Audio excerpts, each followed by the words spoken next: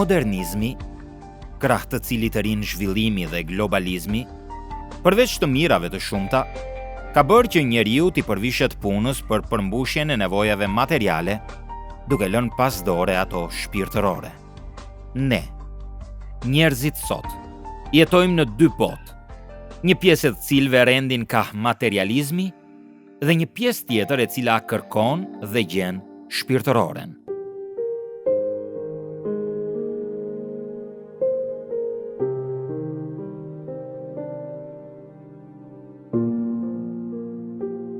Si mendoni ju, nga rendin sot njerëzit më shumë, nga materialja apo nga shpirtërorja? Me zhvillimin e materiales edhe tendenca e njeriut për të vrapuar drejt saj, sigurisht që rritet. Nuk mund të themi që njerëzit kanë harruar shpirtëroren dhe po vrapojnë 100% drejt materiales, por në mendimin tim kjo ngelet një ndër sfidat kryesore të besimtarëve musliman, të cilëve u duhet të përballen. Besimtari musliman duhet të ketë kujdes ekuilibrin mes shpirtërores dhe materiales. Pasi trupi jon ka nevojë të ushqehet, edhe shpirti jon ka nevojë në të njëjtën mënyrë që të ushqehet. Dhe kjo, ushqimi i shpirtit është me shpirtëroren, me namazin, me duan.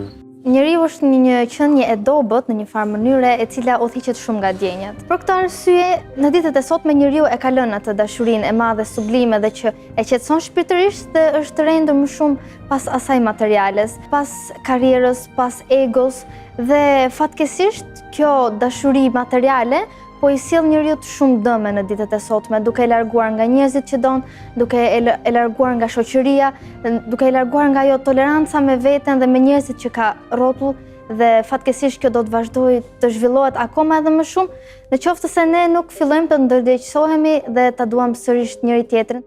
Mendoj se njeriu i kohëve të sotme është i lëm pak mënjan.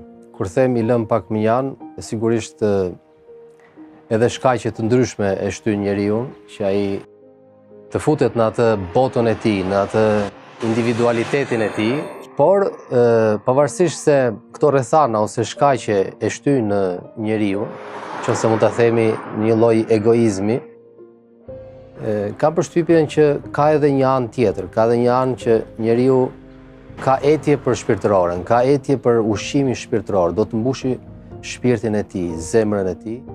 Në qoftë se nuk ndërgjegjësohemi për faktin se çfarë po i bëjmë shoqërisë në ditët e sotme, do të kthehemi në robotër të kësaj shoqërie dhe do të duam akoma edhe më shumë materialen dhe shpirtëroria do të mbesin në një cep të errët. Shkaqet, siç e tham edhe pak më parë, mund të jenë të shumta, të cilat e shtyn njeriu drejt botës së tij materiale dhe drejt, si thua, egoizmit të tij. Por kjo gjë nuk e pengon njeriu që ai të ketë edhe një prirje drejt shpirtërores dhe kam përshtypjen që sa vjen edhe më shumë, ka edhe një lloj ngopje të njeriu me këtë materie.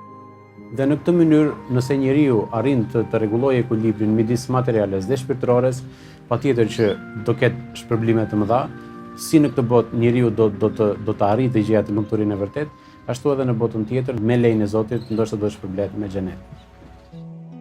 Qëllimi i dërgimit të njeriu në këtë dynja është që ai të njohë vetveten, të njohë Zotin e tij, dhe pasi ta ketë njohur, ta doj atë, sepse është e pamundur që mos ta duash një krijues i cili ka vulën e vet në çdo cep të gjithësisë, në çdo cep të universit. Është fakt që modernizmi ka nxitur individualitetin dhe materializmin. Ai ka larguar modernizmin njeriu nga burimi kryesor i dashurisë. Modernizmi në vetvete nuk është një faktor që të largon ose të afron nga dashuria, por mënyra e qasjes ndaj tij është ajo që ndikon. Mënyra se si ti e përdor atë. Përveç sfidat që sjell modernizmi e bën më të vështirë që njerëzit të shpëtojnë në tundimit dhe futen në gjëra të panevojshme. Pra, me pak fjalë, modernizmi në vetvete nuk është një keqe, por përdorimi i tij në mënyrë të gabuar çon në deformime. Është një sfidë që ka nevojë për disiplinim.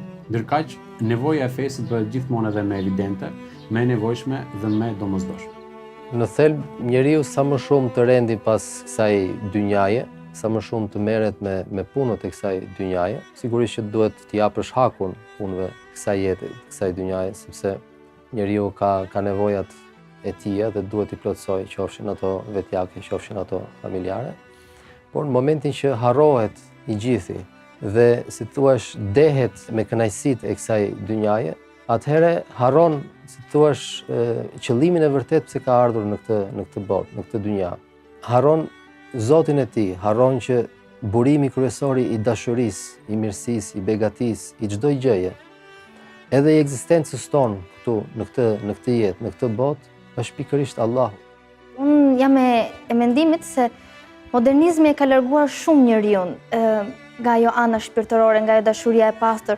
Për arsye sepse modernizmi i ka sjellë shumë gjëra të reja. Duke i sjellur shumë gjëra të reja njeriu në jetën e tij fillon dhe t'i lej mbrapa të gjitha ato gjëra që ndoshta e bënin më të lumtur. Sot njeriu mund të ketë postin, sot njeriu mund të ketë dashurinë shoqërore, mund të ketë paran, por fatkeqësisht mund të ketë humbur ato ndjenjat që ndoshta do ta bënin njeriu akoma edhe më të lumtur, mund të ketë humbur një pozicion akoma edhe më të madh tek krijuesi i tij ndoshta.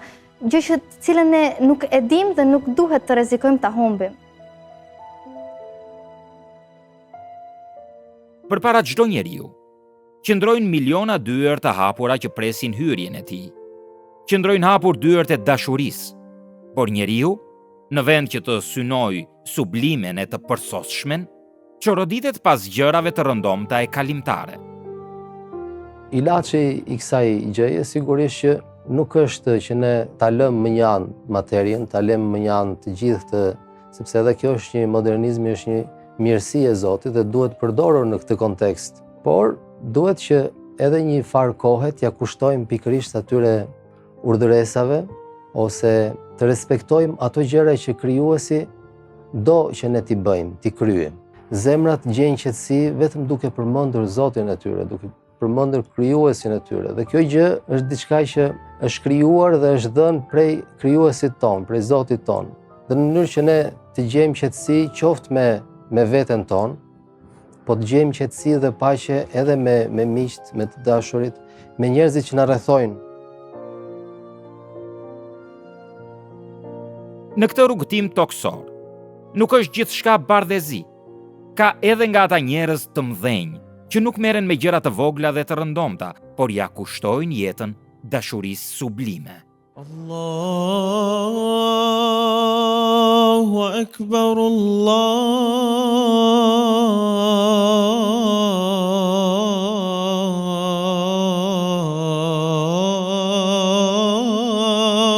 Akbar.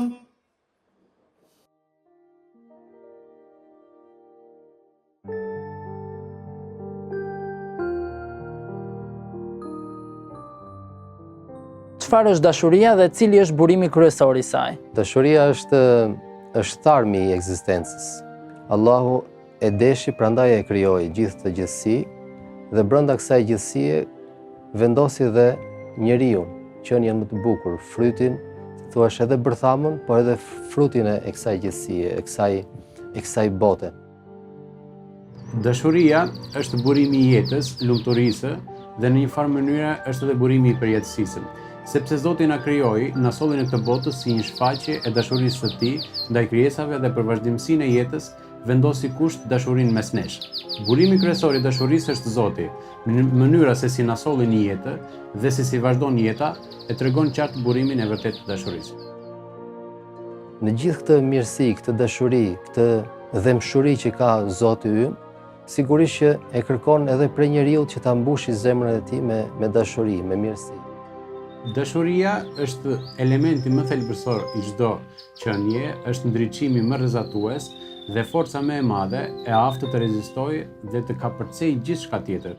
Është pikërisht dashuria, dhemshuria, mirësia, prej të cilave buron kjo jetë dhe me të cilën çdo njeri rritet. Me këtë dashuri rritet dhe kjo dashuri është ajo që e mban fatikisht njeriu ngjallë. Duke ecur mbi platformën e brisht të kohës dhe veprimit, qenjet njerëzore kanë filluar të mendojnë seriozisht se nuk qënë ka vetëm materializmi ai për cilin kemi nevojë, por se shpirti ka një uri dhe një etje që nuk e ngop gjë tjetër, veç se dashuria, mirësia e paqja. Rruga e dashurisë është e hapur për gjithë secilin. por udhëtari i saj duhet jetë i sinqert dhe i përkushtuar.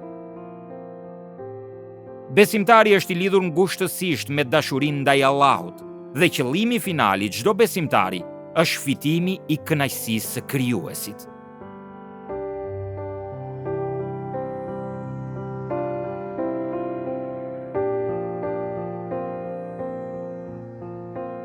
Një besimtar dashurinë më të madhe e ka për Zotin dhe në thelb ky është treguesi i të qenit besimtar i vërtetë. Madje vetë Kurani e përshkruan në këtë mënyrë të tillë dhe ata që besuan dashurinë më të madhe e kanë për Zotin e tyre. Ajo pastaj kthehet në burim force dhe virtytesh për besimtarin, nga ku derivojnë vlera dhe norma të mirësisë, përkrahjes, respektit, vetkontrollit, sakrificës e të tjera. Sa i lidhur është besimtari, sigurisht që askush nuk mund ta di, por si duhet të jetë lidhja me krijuesin është vërtet e rëndësishme.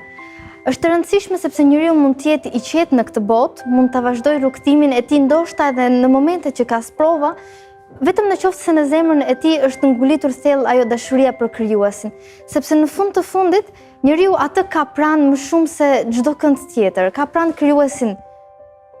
Besimtarët janë të lidhur me krijuesin e tyre, sigurisht edhe sipas kapaciteteve që kanë, aftësisë që kanë për të lidhur, por sigurisht që kjo lidhje është e drejtë për drejtë me krijuesin. Njeriu ka pranë familjen në këtë botë, ka pranë shoqërinë, ka pranë njerëz që ndoshta nuk e duan vërtet, por në ato momente ku askush nuk mund ta ndihmojë, ai sërish do të ngrej duart dhe do thotë, o Zot, sigurisht që vetëm ti je pranë, me vetëm ti mund të ndihmosh. Momentin që ai ka futur në zemrën e tij dashurinë për Allahun, për krijuesin, ai është i aftë që të dojë të gjithë universin. A mjafton dashuria për krijuesin për të qenë i lumtur në këtë botë? Mjafton. Dashuria për krijuesin është dashuria më e madhe që mund ta mbushi zemrën e çdo njeriu. Por Zoti është treguar me njeriu aq i dashur, i ka treguar sa shumë e don robin e vet, saqë në këtë botë i dha edhe dashuritë e tjera, i dha dashurinë e familjes, dashurinë e shoqërisë, dashurinë e motrës, të vëllait, të njerëzve të cilët e rrethojnë dhe e bëri që në ato momente kur ndoshta njeriu mund të ketë të dyshime në besimin e tij, gjë që e cila duhet të largohet nga vetja, të ketë pranë ato njerëzit e familjes, por edhe e kundërta, në momentin që ai e humb besimin tek familja dhe tek shoqëria, të ketë një dashuri më të madhe ku të mbështetet. Dhe prandaj Zoti përveç dashurisë së tij të madhe, i dha njeriu në zemër edhe këto dashuritë e kësaj bote që do të jenë kalimtare. Vetë kjo botë është e kufizuar dhe natyrisht çdo gjë këtu është e kufizuar. Por njeriu gjithmonë kërkon dhe këtu mbjell në zemrën e tij dashurinë për Zotin, virtytet e së cilës pret t'i marrë në ahiret, pra në jetën tjetër. Por kjo nuk do të thotë se këtu nuk është i lumtur. Padyshim se dashuria e njeriu për Zotin i mjafton që ta çojë jetën në lumturi të plotë në këtë botë. Një fëmijë është pritur me dashuri kur ka lindur dhe rritet në një atmosferë të ngrohtë, të mbushur me dëmshuri. Edhe nëse fëmia mund të mos gëzojë të njëjtën dashuri në fazën e fundit të jetës së tij, gjithmonë do të ketë mall për dashurinë dhe do ta kërkojë ngado.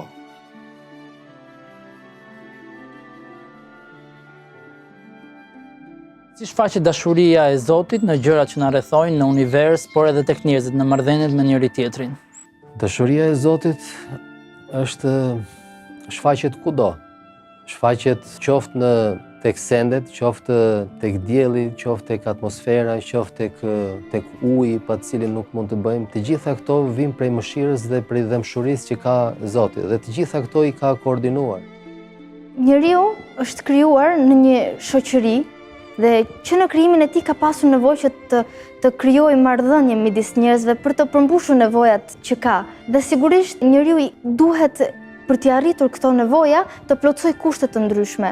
Allahu xhallahu i ka dhuruar njeriut atë dashurinë që i rritet brenda vetes çdo ditë për t'i plotësuar këto nevojat.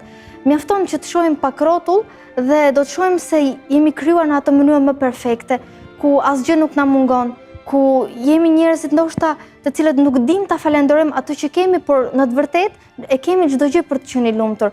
Vërtet për ne është krijuar edhe sprova, por njeriu duke pasur atë dashurinë që e përmendëm edhe më parë, do arrit t'i kalojë edhe këto sprovat, edhe mund ta shohim në mënyrë perfekte krijimin e Allahu xhallahu në gjithçka që na rrethon. Është shenjë dashurisë pamja e diellit. Uji avullon, ngjitet lart, dhe pasi është kondensuar në lartësi të mëdha, bulzat bien plot gaz në tokë në krahët e dashurisë. Atëherë mira lulet çelin përmes dashurisë, duke dhuruar buzëqeshje rreth tyre. Pikat e vesës lën një shkëlqim të mbushur plot me dashuri dhe vezullojnë me dëfrim. Delet dhe qengjat blegërinë dhe lodrojnë përreth me dashuri, zogjt cicërinë me dashuri dhe në refren për dashurinë. Në momentin që njeriu fillon të mendojë, do të fillojë të njohë vetveten. Në momentin që njeh vetveten, do fillojë të njohë edhe krijuesin. Por njeriu ndoshta nuk arrin dot në atë nivelin sa të njohë vetveten, mjafton shohë rrotull. Është krijuar në mes të gjithçkaje perfekte, ku mjafton një farë e vogël të hidhet në tokë dhe nga aty të dalë një lis i madh. Mjafton dielli që na ngroh pafundësisht me dritën e tij dhe rrezet të cilat nuk kanë të shtëruar dhe ne nuk paguajmë asgjë. Uji që vjen nga toka dhe gjithçka tjetër që është në të vërtetë e mahnitshme, detet të cilët ne nuk kemi as fuqi më të vogël për të bërë sa një pikë e oqeanit që kanë brenda dhe në qoftë se ne do të meditonim pak, do ta kuptonim shumë mirë se vërtet jemi një krijesë ndër krijesat madhështore që Allahu xhallahu i ka dhuruar kësaj bote dhe sigurisht e ka vendosur çdo gjë në shërbimin e njeriu.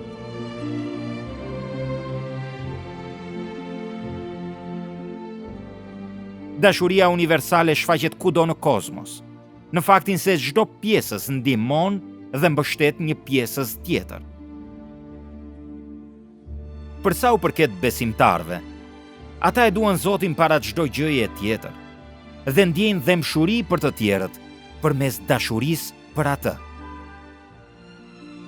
Për hir të këtij devocioni, ata duan në radhë të parë profetin Muhammed, krenarin e njerëzimit, i cili ishte pasuesi besnik, interpretuesi i vërtet i esencës së Zotit, i emrave dhe atributeve të tij.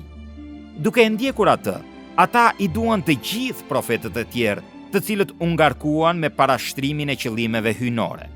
Mandej, ata ju duan ju. Për këtë janë këshilluar prej Zotit, si një besim i ofruar për njerëzimin në mënyrë që ata ta kuptojnë dhe vlerësojnë më mirë këtë botë të përkohshme. Pas kësaj, ata duan këtë botë sepse është toka, ku mbillet e ardhmja e botës tjetër. Pastaj ata duan prindrit e tyre, heronjtë e dëmshurisë dhe mëshirës, për përgjegjësitë që ata marrin për të rritur dhe përgatitur fëmijët e tyre. Në fund ata duan fëmijët, sepse ata i mbrojnë me sinqeritet prindrit e tyre dhe kanë një lidhje të ngushtë me ta. Të gjitha këto mund të vlerësohen si shenjë ndjenjave të zemrës për Zotin dhe e dashurisë për hir të Zotit. Pra besimtarët i duan njerëzit për hir të Zotit, dhe kjo është më e madhja dashuri e cila nuk humbet për asnjë lloj interesi të kësaj bote.